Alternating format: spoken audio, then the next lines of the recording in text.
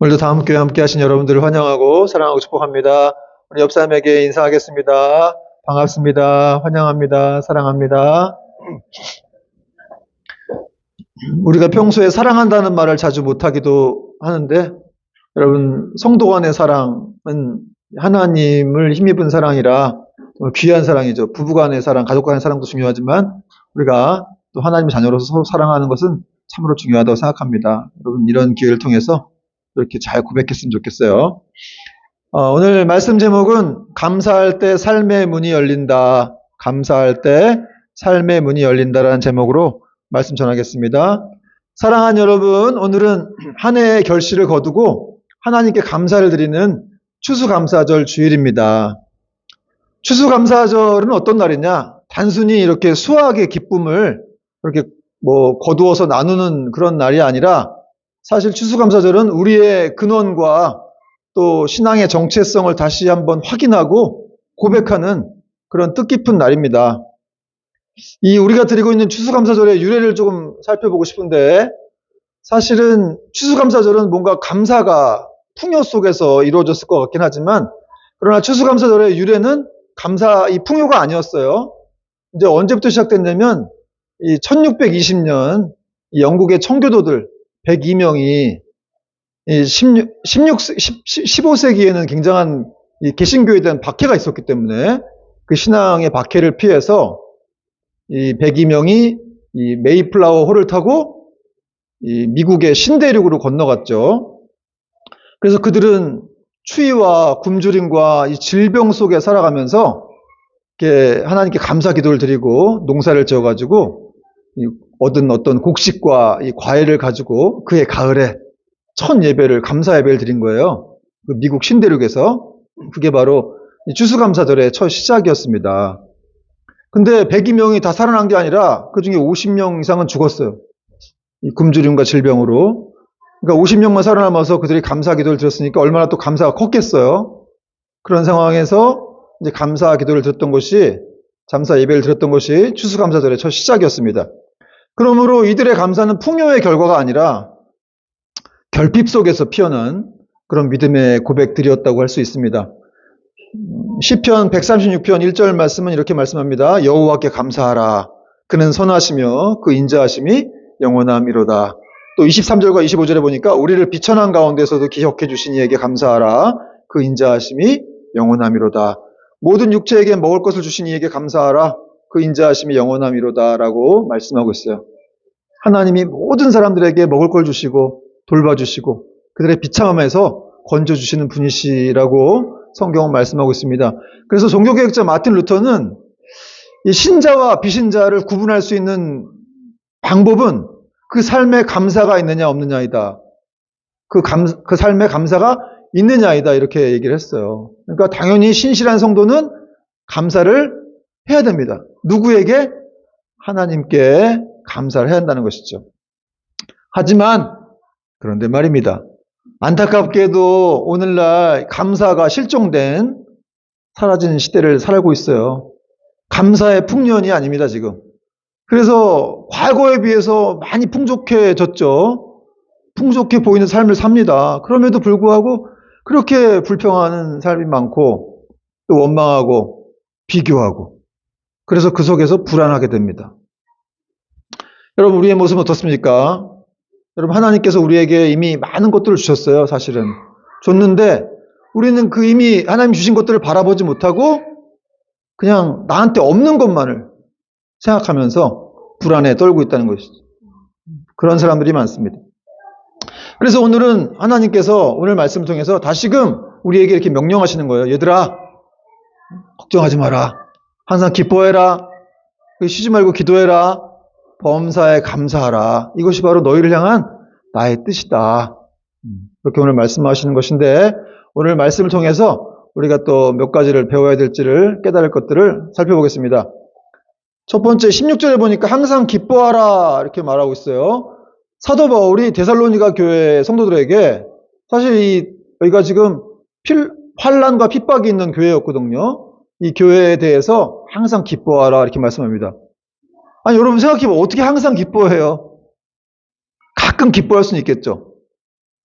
근데 여러분께서 가끔 기뻐하면 기적이 안 일어나고 항상 기뻐할 때 역사가 일어나는 겁니다. 어떤 바울은 이렇게 항상 기뻐하라고 말하고 있어요. 아니, 난 지금 시험도 떨어졌고 뭐가 상황이 안 좋은데 되는 게 없는데 어떻게 감사해? 근데 사실 이 감사는 어떤 감사냐면은 사실은 예수 그리스도를 믿는 사람들이 가지고 있는 감사, 어떤 기쁨이에요. 이 기쁨이. 그러니까 성령의 열매라고 할 수 있죠. 성령이 내주하는 사람들에게 오시는 그런 예수 믿는 사람들만이 가질 수 있는 기쁨. 그 기쁨을 얘기하는 거예요. 그래서 항상 기뻐하라. 이렇게 말을 하고 있는 겁니다.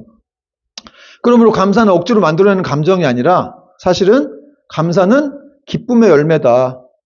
그래서 기쁨이 없으면 감사도 없거든요. 사도 바울은 항상 감옥에 있을 때에도 항상 기뻐하라 그러면서 내가 다시 말하노니 주 안에서 기뻐하라 이렇게 고백을 했습니다. 한마디로 그 기쁨이라고 하는 것이 환경에서 상황에서 오는 것이 아니라 복음 안에서 주님과의 관계 속에서 내가 지금 내 안에 성령님이 계시고 그분과의 관계를 통해서 내 안에 참 기쁨이 밀려오게 된다는 거예요. 그걸 바울이 깨달았기 때문에 그는 항상 감사할 수가 있었습니다. 상황은 안 좋은데, 환경은 안 좋은데 감사가 나오는 거예요. 왜냐하면 내 안에 계신 주님과의 교제, 또 그분이 나를 사랑하시고. 여러분, 한마디로 그거예요. 예수님께서 우리를 위해서 십자가에 못 박혀 죽으셨어요. 그거 하나만으로도, 그래서 우리는 구원받았죠. 그래서 복음 안에서 우리가 하나님과 주님과 교제할 수가 있게 된 것이요. 그거 하나만으로도 감사해야 된다. 이 말을 하는 거예요. 복음 안에서 너희가 어떤 위치에 있는지, 너희가 얼마나 행복한 자가 되었는지를 알고 기뻐하라는 거예요. 감사하라. 제가 곰곰이 생각해 봤어요. 만약에 예수님이 십자가에 달리지 않고 그분이 우리를 대신해서 십자가에 달려 못 박혀 죽으셨는데 만약에 나 싫어, 나 안 할 거야, 네가 해. 그래서 우리가 달렸다. 제가 달렸다고 생각해 보십시오. 예수님이 십자가에 어떻게 달리셨어요? 그 연약한 손목에 그 30cm가 넘는 그 대못을 박았죠. 망치로 대못을 손목에 박고 또 이렇게 발을 포개가지고 발목이 아니죠. 발등에다가. 여러분 발등을 한번 만져봤어요? 참 부드럽습니다. 그 발등에 커다란 대못을 그냥 이렇게 뚫은 거예요. 망치로 쳐가지고. 근데 사실 예수님의 사인은 그거보다는 그 50도가 넘는 중동의 그 뜨거운 태양열 아래에서 이렇게 못이 박혀 있다 보니까 이게 몸을 움직일 수가 없었고 이제 숨을 쉴 수가 없는 거예요. 그래서 사인은 호흡곤란이다. 그러니까 숨을 쉬려면 이렇게 들어 올려야 되는데 그게 안 되는 거예요. 다 박혀 있으니까. 그러니까 막 숨 쉬어야 되는데 못 쉬니까 답답하겠죠. 그 상황에서 막 몸을 비틀면 이게 막 얼마나 이게 못 박힌 곳에서도 고통이 오겠어요. 너무 리얼하죠? 여러분 예수님이 이렇게 우리를 위해서 이렇게 죽으신 거예요. 그런데 그 죽음을 우리가 감당했다면 나는 그 고통과 아픔을 정말 견딜 수나 있었을까? 그 망치로 때리면서 뼈가 막 다 으스러지는 그 속에서. 그러니까 주님이 얼마나 우리를 사랑하시는가 하는 것들을 느낄 수가 있는 거예요. 여러분 우리가 보통 이렇게 이 하나님이 뭐 사람을 위해서 죽었다고 할 때 뭐 이런 비유를 쓰기도 해요. 인간이 자기가 키우는 개를 위해서 죽었다. 그런 비유를 쓰기도 하는데 만약에 사람이 자기가 키우는 개를 위해서 대신 죽었다. 이렇게 되면 그거 자체가 뉴스감이죠. 뉴스감. 해외 토픽감이에요. 사실은. 그리고 어떻게 보면 사회에 무리를 일으킬 수도 있는 그런 일이 될 수도 있습니다. 인간이 자기가 키우는 개를 위해서 죽었다. 그런데 하나님이 우리를 위해서 죽었다고 하는 사실은 그렇게 인간이 자기가 키우는 개를 위해서 죽었다고 하는 이거조차도 설명할 수 없는, 이거와도 비교할 수 없는 그런 엄청나고 대단하고 놀라운 일이라는 것이죠. 그러므로 하나님이 우리를 위해서 어떤 일을 행하셨는지를 우리가 알고 있다면, 그걸 정말 믿는다면 우리는 기뻐하고 감사할 수밖에 없다는 거예요. 그러므로 여기서 우리가 알 수 있는 건 뭐예요? 감사는 어떤 사람이 감사하는 겁니까? 생각하는 사람. 깊은 성찰에서 감사가 나옵니다. 내가 지금 얼마나 큰 은혜 가운데 이렇게 숨쉬고 살고 있고 하나님의 돌보심과 사랑을 받고 있구나. 그런 것들을 깨닫는 사람이 감사할 수가 있는 거예요. 여러분 구원의 은혜뿐입니까? 우리가 이렇게 지금 뭐 삶을 영위하고 있고 직장이 있고 그래도 뭐 월급이 많지는 않지만 나갈 수 있는 직장이 있고 또 하나님의 자녀로 이렇게 예배드리고 살아가는 모든 이런 것들이 다 하나님의 은혜로부터 말미암았다는 것을 정말 우리가 믿는다면, 그걸 안다면 우리는 감사할 수밖에 없다는 것이죠. 근데 이걸 모르면 이제 원망과 불평이 나오게 되는 거예요. 그래서 여러분 자꾸 생각해야 됩니다. 성찰해야 돼. 하나님이 나를 정말 자꾸 자기 느낌을 이렇게 생각하지 말고 하나님이 나를 위해서 어떤 일을 행하셨는가. 그래서 여러분 이 믿음이라고 하는 것도 나를 생각하면 믿음이 안 생겨요. 그럼 의심만 생기죠. 내가 진짜 신앙생활 제대로 하고 있는 건가? 하나님 날 사랑하신 게 맞나? 그러나 주님을 바라볼 때 우리의 믿음은 생기게 되는 것입니다. 그래서 여러분 그런 이 감사하다라고 하는 생크라는 영어 단어가 생각하다라고 하는 싱크에서 유래가 되었다고 하죠. 결국 감사하다는 생각하다와 연결되어 있는 거예요. 생각하게 되면 감사할 수밖에 없는 겁니다. 예수님께서 공중에 나는 새를 봐라, 까마귀를 봐라, 또 드레핀 백합화를 봐라 이러면서 하물며 그보다 더 귀한 너희들을 안 돌보겠느냐 이런 말씀하셨는데 왜 까마귀하고 드레핀 백합화를 이렇게 딱 꼭 집어서 얘기하시면서 그런 비유를 하셨을까요? 생각해 보라는 거예요. 까마귀, 하늘에 나는 까마귀를 누가 돌보냐 이거야. 누가 돌봅니까 까마귀를? 여러분도 까마귀 싫죠? 저도 맨날 여기 교회 앞에서 까마귀가 울어요. 큰 게. 등치도 엄청 크더라고. 근데 하나님은 그 까마귀를 사랑하세요. 그래서 까마귀가 울부짖으면 걔한테 먹이 주고, 드레핀 백합화, 여러분 뭐 정말 우리가 들에 나가면 꽃들이 있는데 그걸 누가 돌봐요? 그러나 그 꽃들에게 비를 내려주시고 또 태양열을 비춰주시고 해서 그걸 다 돌보신다는 거죠. 그런 것들을 생각해 보라는 거예요. 근데 그거보다 너희들은 훨씬 더 귀하다는 것이죠. 하물며 너희들을 내가 돌보지 않겠느냐 이런 말씀을 하신 거예요. 그러니까 여러분 우리는 생각해야 됩니다. 생각하지 않을 때 깊은 성찰이 없을 때 우리는 계속해서 원망하게 되고 불평을 하게 되는 것입니다. 두 번째는 17절 말씀이에요. 쉬지 말고 기도하라. 왜 바울은 쉬지 말고 기도하라고 했을까? 왜냐하면은 이 감사는 기도의 열매이기 때문에 그렇습니다. 감사는 기도하는 사람의 언어고 또 기도는 이 하나님께 마음을 여는 통로죠. 그래서 우리가 기도하지 않으면 사실 세상 일에 막 이렇게 치우치게 되고 흔들리게 돼가지고 자꾸 낙심하게 되고 원망과 불평이 나오는 거예요. 비교하게 되고 그래서. 그러나 기도할 때 우리 안에 있는 모든 좋은 것들이 다 샘솟습니다. 믿음, 소망, 사랑, 기쁨 이런 것들이 다 샘솟아서 우리는 계속 감사가 터쳐나올 수밖에 없다는 것이죠. 쉬지 말고 기도하라고 그랬는데 이 말은 다른 일을 제쳐두고 기도만 많이 해라 이 말이 아니라 어떠한 상황이 오든지 기도하라는 거예요. 네가 기뻐할 일이 별로 없어도 그래서 낙심하고 있는 상황에서도 기도하는 걸 중단하지 말라는 거예요. 견디기 어렵고 이해할 수 없는 상황이 막 펼쳐진다 하더라도 나한테 기도하는 걸 중단하지 말아라. 그게 쉬지 말고 기도하라는 뜻이에요. 그러니까 많이 기도하는 게 아니라 그냥 계속 하나님을 바라보고 있는 거죠. 그분을 의지하고 있는 거예요. 뭐 그래서 이제 뭐 10분, 20분 뭐 이렇게 기도할 수도 있는데 어쨌든 그렇게 기도할 때 마음에 평안이 오고 우리가 담대하게 될 수 있다는 거예요. 저도 개척하고 난 다음에 여기서 혼자 앉아 있을 때가 참 많아요. 이게 그 이전 교회 있을 때는 교육자들이 많으니까 함께 막 몰려다니면서 막 뭐 먹으러 가기도 하고 뭐 죄송해요 먹는 얘기 또 해가지고 하여튼 뭐 축구 얘기도 하고 축구도 하고 막 그래가지고 이제 사람이 혼자 있다라는 게 참 이게 아주 보통 일이 아니더라고요. 혼자 있다 보니까 어떤 때 괜찮다가도 어떤 때 갑자기 뭐가 후훅 올라와요. 그럼 마음이 막 괴롭고 낙심되고 불안한 생각이 막 들기도 하고 그럴 때 제가 뭘 하느냐 그냥 기도해요. 기도. 하나님. 근데 어떤 때 막 기도도 안 될 때가 있고 하고 싶지 않을 때도 있어요. 기도하면 뭐하나 이런 생각이 들 때도 있거든요. 그럼에도 불구하고 막 어떤 때 막 소리를 질러가지고 기도도 하고 하나님 미워요. 나한테 왜 이래요? 막 그러면서 여러분 우리가 이렇게 원망하는 것도 하나님께 원망하면 이건 기도가 되는 건데 사람을 원망하거나 욕을 하면 잡혀갑니다. 그러니까 원망할래도 그냥 하나님께 하소연을 하세요. 제일 좋아요. 그럼 하나님은 그걸 다 들으세요. 들으시고 그 기도의 슬픔을 다 기쁨으로.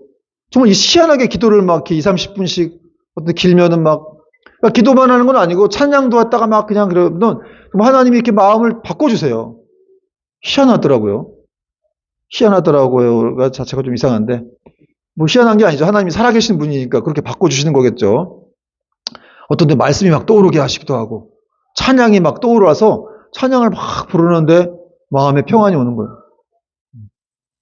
여러분 기도가 이렇게 힘이 있고 또 두 번째는 감사하려면 제가 지금 찬양 얘기했는데 여러분 찬양하셔야 돼요.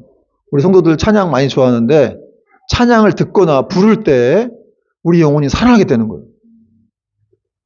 여러분 세상 가요를 안만 불러도 그냥 뭐 좋긴 한데 근데 이 찬송과 찬양은 이게 영적인 거기 때문에 우리 영혼에 막 힘이 생기는 거예요. 믿음이 들어온다고 그래야 되나? 여러분 찬양하면 마귀가 쫓겨나갑니다. 그리고 병이 낫기도 하고요. 그래서 이 찬양이 얼마나 중요한 것인지 영적인 전쟁에서 승리하기 위해서는 찬양을 많이 불러야 돼요. 여러분 우리가 왜 지음받았습니까? 하나님께로부터 찬양하기 위해서. 그렇죠. 우리를 찬양하기 위해 내가 나의 백성을 지었나니 나를 찬양하게 하려 함이라. 이거 찬양이 너무 중요한 거예요. 찬양은 곡조 있는 기도이기도 합니다. 그렇죠. 그래서 우리는 찬양할 때 계속해서 마음에 불안과 염려가 있다면 찬양을 통해서 우리가 바꿀 수 있는 것이죠.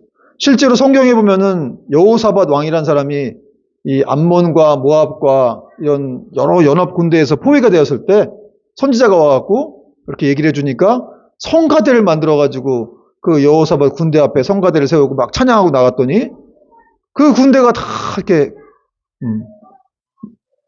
패배가 되는 멸하게 되는 그런 일들이 있었죠. 또 하나 이렇게 사울이 악령에 시달려가고 막 괴로워할 때 다윗이 하나님을 찬양하니까 사울의 악령이 쫓겨나가기도 했습니다. 또 바울과 실라가 이 감옥에서 하나님을 찬양할 때 옥토가 흔들리고 지진이 나가지고 많은 사람들의 매인 것들이 다 풀렸다고 성경은 말씀하고 있는 거예요. 그러니까 참 어둡고 힘든 상황일 때 찬양이 나오기가 쉽지 않은데 그때 찬양하면 놀라운 기적의 역사들이 막 일어나는 거예요. 네가 나를 사랑하고 있구나. 네가 그렇게 어려운데 나를 붙들고 있구나. 라는 그런 말씀을 하나님이 주시는 것이죠. 자, 세 번째로 감사는 믿음의 표현이기도 합니다. 18절 말씀 우리 같이 한번 또 읽어볼까요? 시작. 범사에 감사하라. 이것이 그리스도 예수 안에서 너희를 향하신 하나님의 뜻이니라. 감사는 믿음의 표현이라는 것이죠.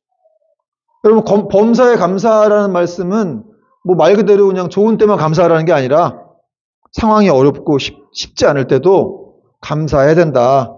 이런 말씀이에요. 근데 전제가 있어요. 이 말씀에는 어떤 전제가 있느냐? 하나님이 그 배후에 있다는 거예요. 그래서 하나님을 신뢰하는 사람은 감사할 수 있다는 것이죠. 그러므로 여러분 감사라고 하는 것은 이 상황을 초월한 믿음의 선언이에요. 환경을 초월한 믿음의 선언이에요. 뭐 하버드 대학의 총장이었던 찰스 엘리엇이라는 사람이 있는데 이 사람이 35세에 총장 돼가지고 이 하버드를 세계적인 종합대학으로 만든 사람이라고 해요. 근데 이 사람은 4살 된 딸이 있었는데 그 아이를 병으로 잃게 됐어요. 그때 이 찰스 엘리엇이 자기 일기에 그 큰 슬픔 가운데 이렇게 기록을 했습니다. 하나님께서 이 아이를 제게 잠시 맡겨주셨다가 데려가셨습니다. 제게 주셨던 그 시간 자체가 감사할 뿐입니다. 여러분 이렇게 감사라고 하는 것은 상황을 초월하고 환경을 초월해서 고백할 수 있는 신앙 고백이라고 하는 것이죠. 여러분 자녀가 죽었는데 어떻게 이런 감사가 나오느냐. 그것이 바로 상황을 초월한 믿음의 고백이라는 거예요. 그럼 왜 감사할 수 있느냐?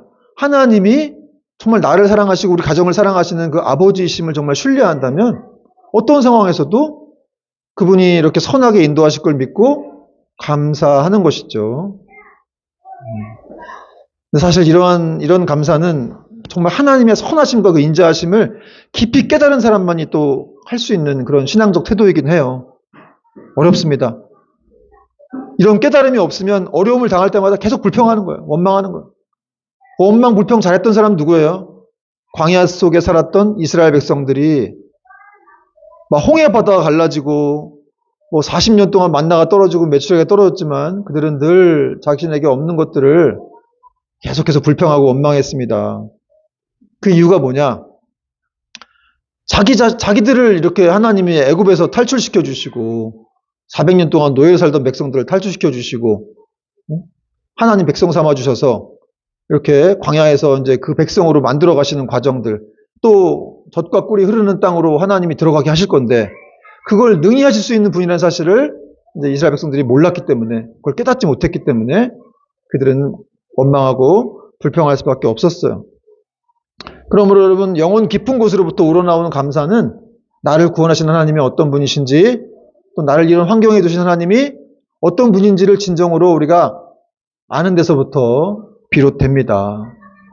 그래서 여러분, 하나님을 아는 게 그렇게 중요한 거예요. 이분이 나를 얼마나 사랑하시는지, 또 나를 통해서 어떤 계획을, 어떤 일을 하실 것인지, 또 어떤 계획을 가지고 계신지, 이러한 것들을 깨닫는 것들이 너무너무 중요하다는 것이죠. 여러분, 우리가 하나님으로 인해서 이 땅에 존재하고 기동하고 살고 있고 또 그분의 무조건적인 은혜로 구원받아서 소망 가운데 살아가는 존재들을 우리가 믿고 있습니까? 또 특별 은총을 받아서 새롭게 거듭나서 우리가 천국을 소망하며 살아가는 백성들임을 여러분 우리는 알고 있냐 이 말이에요. 그렇다면은 우리 하나님이 우리를 돌보신다는 것을 믿고 우리는 원망하거나 불평하지 말고 감사할 수 있어야 된다는 것이죠. 따라 성도에게 필요한 거는 감사하는 선택이란 말이 있는데 사실 선택도 아니에요. 성도에게 감사는 필수다. 감사하는 백성들에게 하나님이 그렇게 기뻐하시고 감사할 때 더 놀라운 은혜를 베풀어 주시는 거예요. 골로새서 3장 17절 말씀 보니까 무엇을 하든지 말에나 일에나 다 주 예수의 이름으로 하고 그를 힘입어 하나님 아버지께 감사하라. 무슨 일을 하든지 감사하라고 말씀하고 있는데 근데 여기 단서가 있어요. 중요한 전제. 그를 힘입어. 예수님을 힘입어서 하나님 아버지께 감사하라. 그러니까 예수님을 힘입을 때 그분이 어떤 분인지 알 때 우리는 감사할 수 있다는 것이죠. 어떤 자매가 10년 동안 감사일기를 썼다 그래요. 어떤 날은 그냥 커피 향이 너무 좋아서 감사합니다. 이렇게 감사일기를 쓰고 어떤 날은 하나님 내가 오늘 너무 슬프네요. 우울한 날이지만 그럼에도 하나님이 계셔서 감사합니다. 이렇게 썼는데 10년 동안 쓰다 보니까 자기가 변해 있는 거예요. 되게 우울한 사람이었는데 감사의 사람으로 자기가 변해 있는 것을 알게 되었다고 합니다.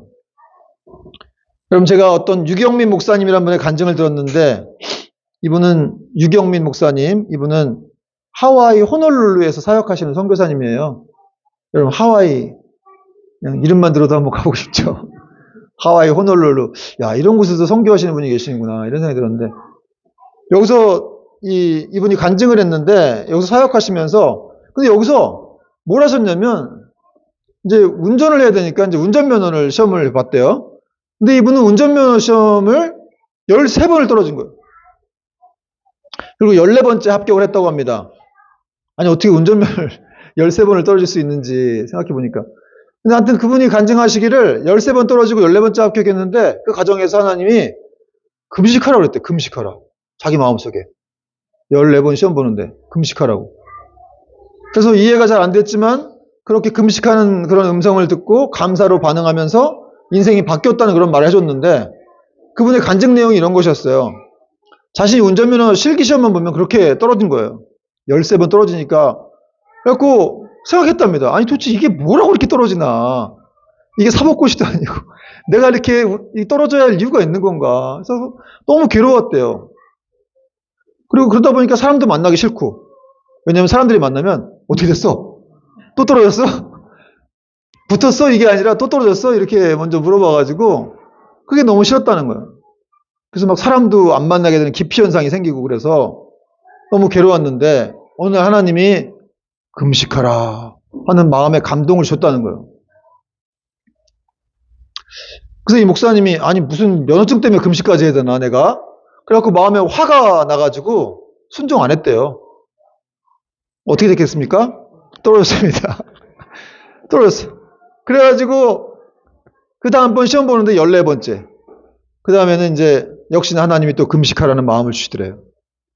그래서 그날은 하나님 알겠습니다. 감사합니다. 그리고 순종하고 정말 금식을 하고 시험 봤는데 어떻게 되겠습니까? 붙었어요. 합격했습니다. 할렐루야. 여러분 이 사건 이후에 선교사님에게 큰 변화가 생겼다 그래요. 하나님이 선교사님한테 질문하셨대요. 질문. 이런 질문이 어떻게 오는지 모르겠는데 그분 간증에 의하면 창세기에 빛이 있기 전에 무엇이 먼저 있었느냐 이런 마음의 감동을 주시더라는 거예요. 창세기에 빛이 있기 전에 무엇이 먼저 있었느냐. 뭐가 먼저 있었어요? 응? 어둠? 빛이 있기 전에 창세기에 하나님이 알려주셨대요. 그래서 선교사님도 뭐지? 빛이 있기 전에 뭐가 있었지? 하는데 하나님이 그런 마음에 감동 주셨습니다. 내가 있었다. 말씀이 있었다고 하셨대요. 말씀이 있었다. 왜냐하면 말씀으로 세상을 창조하신 거니까. 빛이 있어라 하니까 빛이 있어졌고 태양아 있어라 하니까 태양이 있어진 거죠. 그러니까 빛이 있기 전에 말씀이 있는 거예요. 그러면서 목사님 말씀하기를 우리가 정말 믿음이 성장하고 싶다면은 태도를 바꿔야 한다는 거예요. 빛이 있기 전에 말씀이 있었구나 라는 것을 먼저 기억해야 한다는 것입니다. 다시 말해서 하나님 말씀이 가라 그러면 가고 하지 말라고 하지 말고 사랑하라 그러면 사랑하고 감사하라 그러면 감사하라는 거예요. 감사할 일이 없지만 기뻐하라 그러면 기뻐하라는 거예요. 빛이 있기 전에 말씀이 있었기 때문에 그렇습니다. 나눠주라 그러면 나눠주고 용서하라 그러면 용서하라는 거예요. 그렇게 그 말씀을 듣고 태도를 바꾸면 삶의 기준을 바꾸면 그 가운데 서서 절대 이렇게 어려운 일이 생기지 않고 흔들리지 않게 된다는 것이죠. 그리고 어떤 상황이든지 감사가 나올 수 있다는 거예요. 그러니까 여러분 사실 감사나 기뻐할 수 있는 것도 훈련이에요. 훈련해야 돼요. 말씀 양육 받아야 됩니다. 훈련해야 돼. 아무리 20년, 30년 다녀도 훈련하지 않으면 그냥 죄송해요. 그냥 방위로 제대하는 거예요. 해병대 특수부대가 아니라 뭐 방위들도 훌륭한 방위가 있는데 우리 고참 아는 방위가 그분은 나는 뭐 헬기 타는 뭐 그런 방위라고 그러시면서 아주 어떤 방위 네가 아니야 막 그래서 뭐 그러셨는데 대단한 분들도 계시죠. 어쨌든 여러분 그렇게 훈련 받아야 우리는 태도가 바뀌고 삶의 기준이 바뀌어. 여러분 우리 삶의 기준을 바꾸려면 어떻게 해야 돼? 말씀 양육을 받고 말씀을 배워야 되겠죠. 그분이 어떤 분인지를 배워야 돼요. 그래서 성경 말씀이 삶의 절대 기준이 될 때 우리는 어떤 상황에서 순종하게 되고 그것이 바로 말로만이 감사가 아니라 정말 말씀에 순종하여 감사하는 진정한 추수감사의 의미가 된다는 것이죠. 여러분 추수감사절은 감사하는 건데 아니 왜 감사해 내가 지금 뭐 감사할 일도 없는데 이렇게 되면 감사가 안 되지만 그건 하나님이 감사하라고 하셨기 때문에 또 우리를 돌보신 것들을 생각해 볼 때 우리는 감사할 수밖에 없는 것이죠. 그래서 그 말씀에 순종하여 감사하는 것이 정말로 이 추수감사절의 진정한 의미라고 할 수 있는 것이에요. 그래서 아까 제가 초반에 말씀드릴 때 추수감사절은 단순히 이렇게 수확을 얻어서 나누고 기쁜 그런 날이 아니라 우리 신앙을 확인하고 정체성을 생각해보는 그런 날이다라고 말씀드렸는데 우린 추수감사절을 통해서 정말 내가 하나님 말씀 앞에 얼마나 순종하고 있고 그분을 사랑하고 있는지 또 그렇게 태도가 내가 바뀌고 가고 있는지 이걸 돌아봐야 한다는 것이죠. 여러분 하나님은 감사하는 사람을 축복하십니다. 여러분이 감사하게 될 때 더 많은 일들을 주실 거예요. 더 많은 축복을 주실 것이고 그래 이제 네가 훈련을 통과했구나. 하나님 이렇게 시험하시다가도 훈련이 통과되면 다음 단계로 넘어가고 그러면 계속해서 우리가 더 그분과 친밀해지면서 놀라운 은혜가 우리 삶 가운데 펼쳐지게 된다는 것이죠. 그러니까 여러분 우리의 기준은 세상 사람들이 아니라 세상의 음성이 아니라 세상의 정보가 아니라 하나님 말씀이 돼야 되고 또 성경에 있는 인물들이 우리 삶의 기준이 돼야 돼요. 그래서 그분들이 뭘 했는지를 생각하고 우리가 따라가게 될 때 우리 삶에 놀라운 풍성한 은혜가 임하게 될 겁니다. 마지막으로 제가 찰스 스펄전 목사님, 제가 좋아하는 찰스 스펄전 목사님의 감사 10계명 읽어드리고 마치겠습니다. 찰스 스펄전 목사님이 감사 10계명을 이렇게 적었어요. 첫 번째는 생각이 곧 감사다 그랬어요. 이 생각과 감사가 어원이 같다고 말씀드렸죠. 생크와 싱크가 어원이 같습니다. 그래서 깊은 생각이 감사를 불러온다는 거예요. 내가 지금 어렵지만 그래도 하나님의 사랑을 받고 있구나. 그분이 나를 돌보시고 있구나라는 걸 생각할 때 내가 얼마나 은혜 가운데 살고 있는지를 돌아볼 때 감사할 수 있다는 것이죠. 두 번째는 작은 것부터 감사하라. 바다도 작은 물방울부터 시작되었다. 아주 사소하고 작아 보이는 일에 감사하면 큰 감사거리를 만나게 될 것이다. 이렇게 말했습니다. 세 번째는 자신에게 감사하라. 성 어거스틴은 이런 말을 했다고 그래요. 인간은 높은 산과 태양과 별들을 보고 감탄하면서 정작 자신에 대해서는 감탄하지 않는다. 자신을 사랑하지 않는다. 근데 자신을 감사하고 사랑하는 것은 참 중요하다는 거예요. 여러분 자신을 사랑하고 자신에게 감사하기 바랍니다. 또 일상생활에 대해서 감사하라. 숨을 쉬거나 우리가 숨 쉬는 거 감사하는 사람 별로 없죠. 다 감사거리라는 거예요. 하늘을 바라보는 것처럼 하늘이 참 푸르고 높구나. 요즘 너무 날씨 좋죠? 그런 걸 보고 감사하라는 거예요. 그런 일상에 대한 감사. 다섯 번째, 문제에 대해 감사하라. 아니 문제를 어떻게 감사해? 근데 문제에 대해서 감사하라고 하면서 문제에는 항상 해결책도 있기 마련이다. 이런 말을 했습니다. 여섯 번째는 더불어 감사하라. 장작은 함께 쌓여있을 때 더 잘 타는 법이다. 가족끼리 감사를 나누면 더 30배, 60배, 100배의 결실로 다가올 것이다. 이런 말을 했습니다. 여러분 가족들과 함께 매일같이 감사 챌린저를 한번 해보세요. 3가지씩이라든지 뭐 일주일에 몇 번이라도 감사 챌린저를 하다 보면 더 감사할 일이 생길 것입니다. 7번째, 그럼에도 불구하고 감사하라. 결과를 보고 감사하는 것보다 문제 앞에서 드리는 감사가 더 아름답다는 것이죠. 8번째, 잠들기 전에 감사하라. 이게 참 처음에 마음에 와닿았어요. 보통 대부분의 사람들이 짜증과 이 어떤 걱정을 안고 잠자리에 든다는 거예요. 그러니까 잠이 안 오겠죠, 당연히. 그러나 잠들기 전에 감사하라는 거예요. 잠들기 전에 감사 기도를 하라는 거예요, 여러분. 그냥 맡기고 하나님 오늘 참 힘들고 어려운 일이 많았지만 그럼에도 불구하고 내가 하나님을 믿고 잡니다. 아빠 나 잘게요. 그리고 주무시면 된다는 거예요. 여러분 믿음 있는 사람이 자는 거예요. 믿음 없으면 맨날 새벽 3시, 2시 깹니다. 화장실 가려고 깨는 게 아니라 그렇게 깨버려요. 그러니까 여러분 푹 자야 돼요. 또 9번째, 감사의 능력을 믿고 감사하라. 아, 이것도 참 괜찮았어. 말이 와닿았어요. 감사의 능력을 믿어라. 감사에는 메아리 효과가 있다. 감사하면 감사한 대로 이루어질 것이다. 마지막 10번째는 뭘까요? 10번째는 모든 것에 감사하라. 그러면서 이런 말을 했습니다. 당신의 삶에서 은혜와 감사가 아닌 것은 단 한 가지도 없다.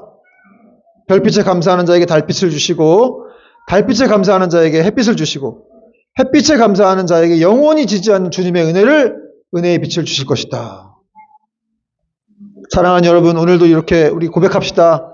하나님, 올 한 해 동안 모든 일에 감사합니다. 따라해보세요. 하나님, 올 한 해 동안 모든 일에 감사합니다. 그리고 다가올 날에도 계속 감사하며 살겠습니다. 이러한 감사를 통해서, 감사의 제사를 통해서 주님을 기쁘시게 하고 또 영광 가운데 우리가 살아가기를 소망하는 모든 우리 백성들에게 주님의 축복이 있기를 주님의 이름으로 축원드립니다. 아멘. 찬양하겠습니다.